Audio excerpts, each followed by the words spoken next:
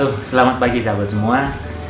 Menjaga kesehatan tubuh anak sangat penting. Satu hal yang tidak bisa dilewatkan adalah menjaga kesehatan gigi dan mulut.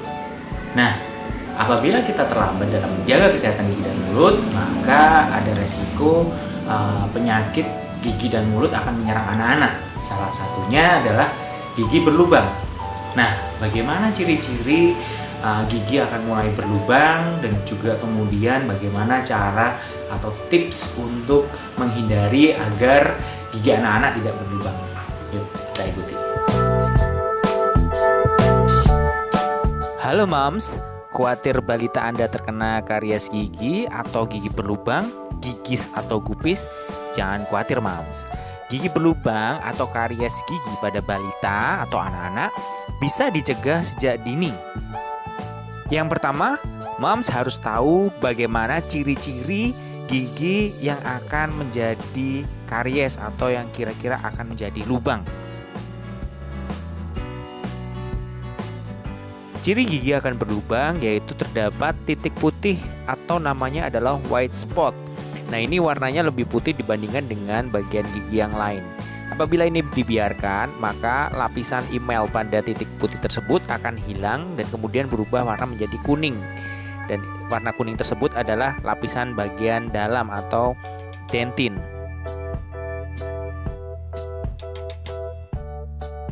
Lebih lanjut lagi, apabila hal tersebut dibiarkan, maka lama-kelamaan gigi, lapisan email dan juga lapisan dentin dari gigi anak-anak kita akan habis sehingga menyebabkan gigi tersebut menjadi keropos atau gupis. Apabila kondisinya sudah parah seperti ini, maka perawatannya akan jauh lebih susah.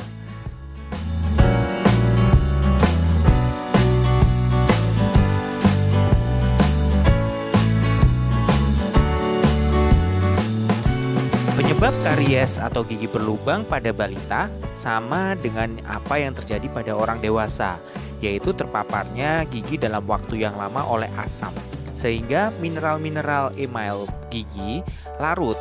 Bakteri dalam mulut merubah gula yang berasal dari makanan atau minuman menjadi asam. Namun spesifik pada balita disebabkan karena seringnya anak-anak tertidur sambil mengkonsumsi minuman nutrisi dalam DOT. Biasanya susu.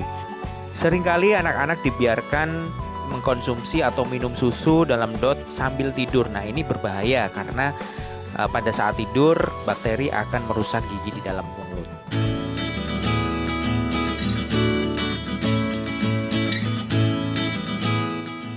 Tips yang pertama yaitu berikan ASI pada bayi minimal sampai usia 6 bulan. Pemberian ASI ini yang paling bagus adalah direct breastfeeding.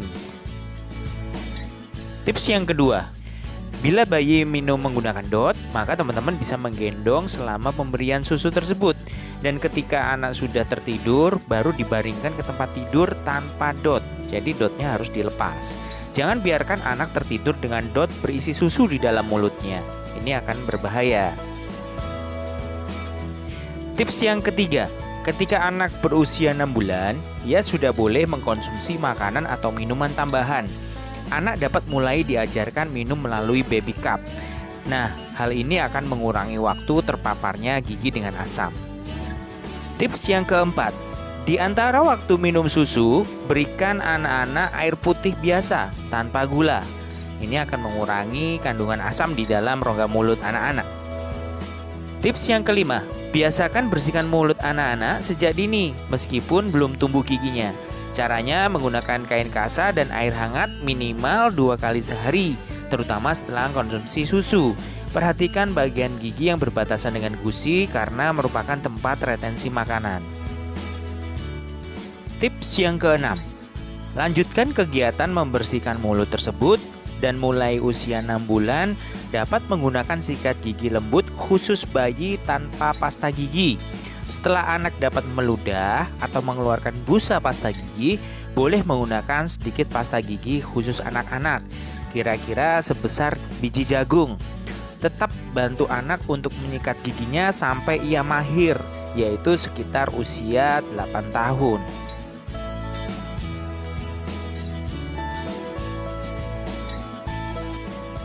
Jangan lupa untuk memberikan edukasi atau pengertian kepada anak mengenai pentingnya membersihkan gigi dan mulut, serta bagaimana cara menggosok gigi yang benar.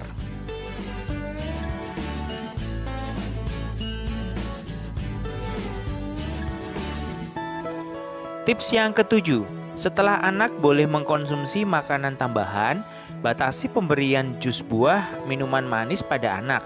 Buah-buahan dapat diberikan dalam bentuk buah segar yang sudah dipotong-potong.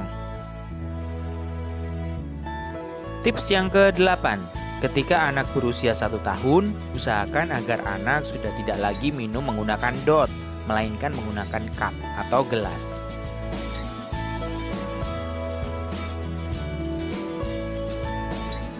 Tips yang ke-9, ketika anak sudah boleh mengkonsumsi beragam makanan, batasi konsumsi makanan-makanan yang banyak mengandung gula seperti permen, biskuit, dan juga soft drink.